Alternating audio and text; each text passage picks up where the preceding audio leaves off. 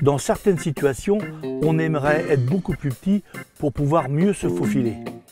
Et je crois qu'on a trouvé la solution.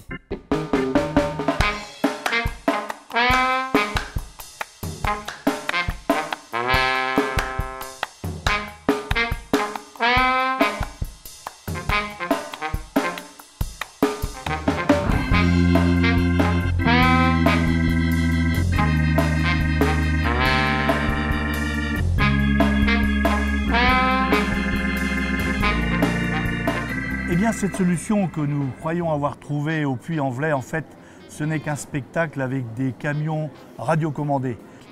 Patrick, 5 ans déjà. Tout à fait, 5 ans pour l'association Mini Routier de France.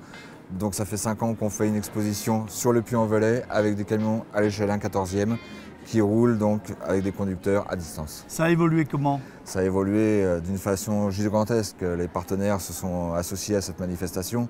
On a commencé avec une manifestation où on était 12 exposants et une vingtaine de véhicules.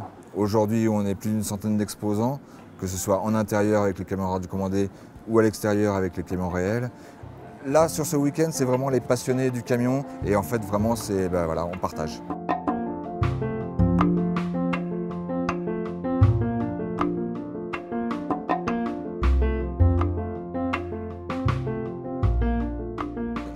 Alors, il y a des gens qui fabriquent les camions entièrement, d'autres qui les aménagent.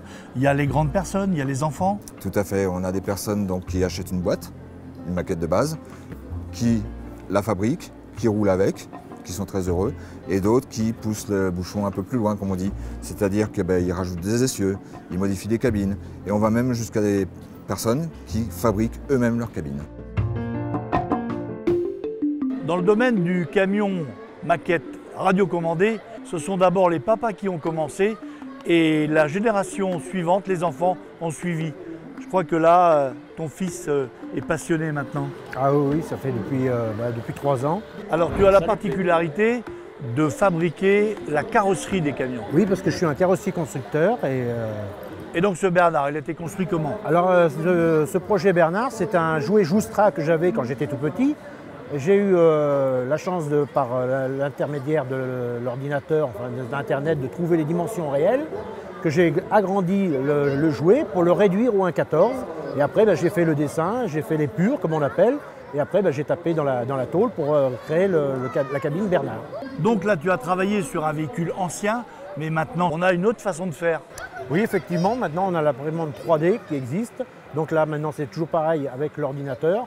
On s'aide pour faire des décors ou alors des cabines, comme le William qui est présenté aussi pour le week-end sur ce salon.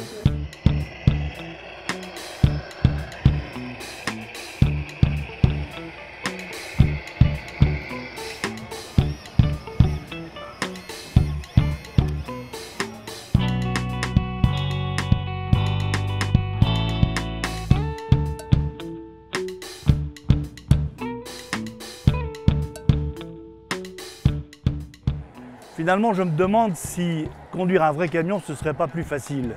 En tout cas, une chose est sûre, c'est que cette passion-là s'adresse à toutes les professions. Et notre ami Julien est menuisier. Quelle maquette as-tu fabriquée?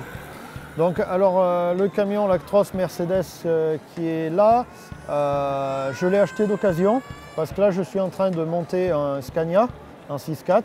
Mais comme je ne l'avais pas fini pour faire des expos, j'ai acheté ce camion qui était déjà en partie monté. Par contre, j'ai ajouté différents équipements, l'éclairage, le son, voilà, quelques modifications. Donc, ce qui me fait un camion pour rouler. Qu'est-ce qui t'a amené à faire ces maquettes?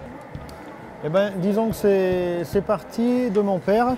Parce qu'à ma naissance, il y a 33 ans, quand je suis né, il s'est dit, tiens, je vais monter un réseau de trains électriques.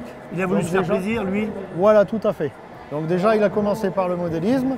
Et bien évidemment, moi, ça m'a intéressé tout de suite. Et ensuite, après, j'ai fait la connaissance de Patrick Louvet, des Mini Routiers de France. Et donc après, j'ai voulu acheter un camion radiocommandé pour justement faire partie de l'association. Tu aurais aimé conduire un vrai camion? Oui, oui. Alors il y a 2 métiers que j'aime bien, c'est la menuiserie et donc la route.